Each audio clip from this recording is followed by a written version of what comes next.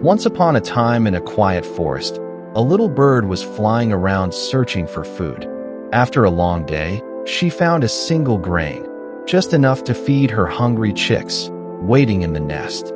But as she flew home, the grain slipped from her beak and got stuck inside the hollow of a large tree. The bird flew to the tree and said politely, "Please return my grain. My babies are waiting to eat." The tree chuckled and replied, "Why should I give it back? It's just a grain. Go away." The bird felt helpless, but not for long. She flew to a carpenter nearby. "Please cut down that tree," she begged. "It stole my grain and won't return it." The carpenter laughed. "Cut down a whole tree for one grain? That's ridiculous." The bird's eyes filled with anger.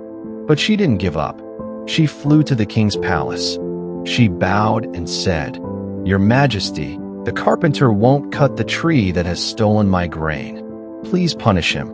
The king looked at the tiny bird and said, "You came all the way here for a grain of food.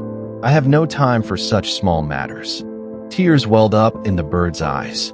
She flew away silently, but her heart was burning with determination.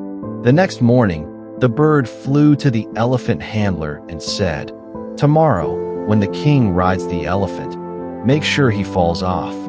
The handler was shocked. "What? Why would I do that?" The bird explained, "The tree refused to return my grain. The carpenter wouldn't help. The king wouldn't listen. You must help me now." The handler shook his head. "This is not my problem." Now the bird was done being polite. She flew to an ant and said, "Go into the elephant's trunk and irritate him until he throws the king down." The ant blinked in confusion. "Why should I do that?" The bird told her story again, this time with fire in her voice. The ant said, "This is not worth it. I'm too small to fix this." The bird stared into the ant's eyes and said, "I may not be able to fight the tree, the carpenter, the king, or the elephant, but I can crush you with my beak. Think carefully." The ant panicked and rushed into the elephant's trunk. The elephant panicked, threw the king off, and ran wild. The handler ran to help. The king was furious and demanded to know what had happened.